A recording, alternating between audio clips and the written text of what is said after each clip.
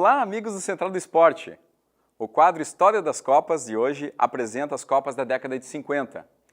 É um período em que o mundo estava abalado pela Segunda Guerra Mundial. O futebol, vejam só, surgiu como um caminho para reconciliar as raças e pacificar as relações entre os países.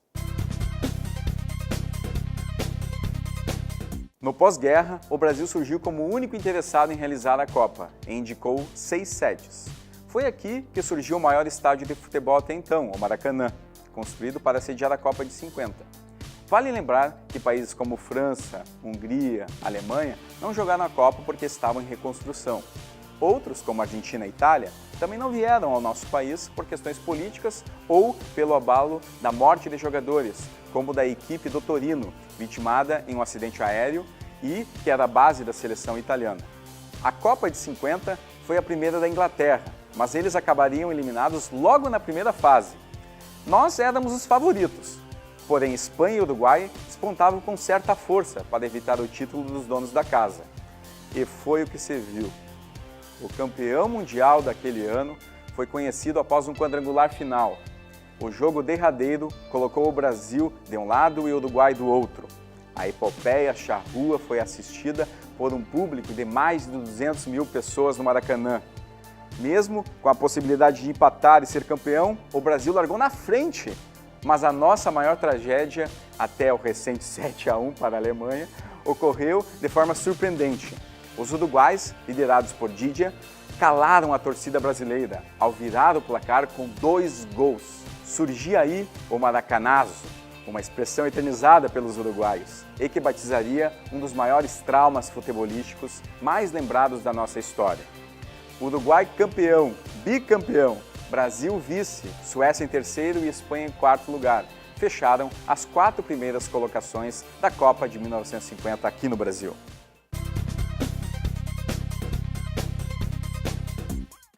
Quatro anos após o Maracanaço, a FIFA levou a Copa do Mundo para ser disputada na Suíça, país neutro da Europa durante a Segunda Guerra Mundial.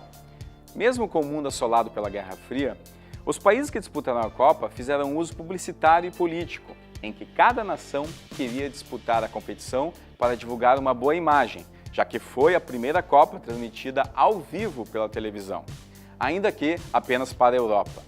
No Brasil, a era Vargas evidenciava que a seleção representava a força e a resistência da raça brasileira. A nossa seleção vestia roupa nova. Desde as Olimpíadas de 1952, nossa camisa deixava de ser a branca para trajar agora o amarelo. Passamos bem na fase de grupos, mas logo nas quartas de final encaramos a Hungria, uma seleção invencível para a época. A derrota de 4-2 não só eliminou o Brasil, como também evidenciou um dos episódios mais lamentáveis da história do futebol brasileiro. Foi nesta partida que, após terem 2 jogadores expulsos, os atletas brasileiros se envolveram numa pancadaria, inclusive com jornalistas e dirigentes do Brasil, acusando o árbitro inglês de estar ligado aos comunistas e favorecer a Hungria. Impecável em campo, a Hungria implantara uma novidade. Antes dos jogos, os jogadores faziam aquecimento e assim obtinham vantagem física sobre os adversários já desde o início das partidas. Motivada pela intenção de mostrar força do bloco soviético, a Hungria enfrentou a Alemanha na decisão. Seria a segunda partida entre as duas equipes na Copa, pois, na fase de grupos, os húngaros haviam derrotado os alemães por nada mais, nada menos do que 8-3. Na decisão, os húngaros abriram 2-0 e já eram saudados como os novos campeões mundiais. Ferenc Puskás liderou a equipe que surpreendia o mundo, com grandes jogadas e uma alta média de gols por jogo. Mas a frieza alemã mudou o destino. Com a ideia de evidenciar uma nova imagem pós-guerra, o espírito germânico não só buscou a igualdade, como a 6 minutos do fim do jogo, virou o placar para 3-2. A vitória alemã fez ressurgir uma nação aniquilada pela Segunda Guerra Mundial e materializou o que o mundo do futebol chama até hoje de o milagre de Berna, uma vez que era quase impossível ver a Hungria como vice-campeã naquela época. A Alemanha Ocidental, campeã do mundo, no chamado milagre de Berna, Hungria de Puskás, vice, Áustria em terceiro e Uruguai, nossos irmãos, em quarto. foram os melhores colocados da Copa de 1954 na Suíça.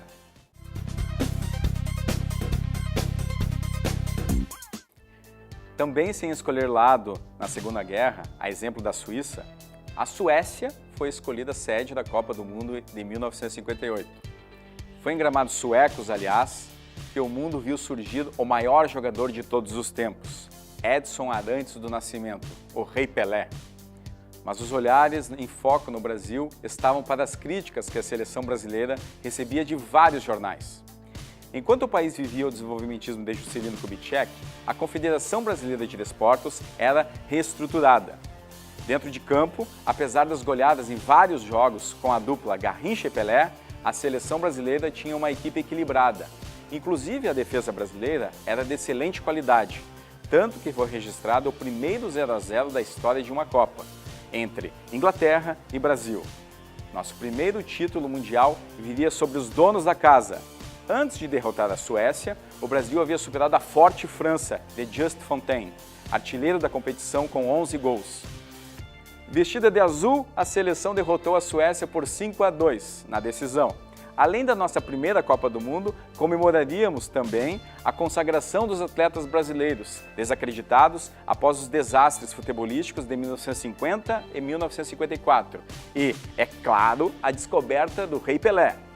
Brasil campeão, Suécia anfitriã vice, França de Fontaine em terceiro e Alemanha Ocidental em quarto lugar. Foram os melhores colocados da Copa do Mundo de 1958. Por hoje era isso, amigos do Central do Esporte. Até uma próxima!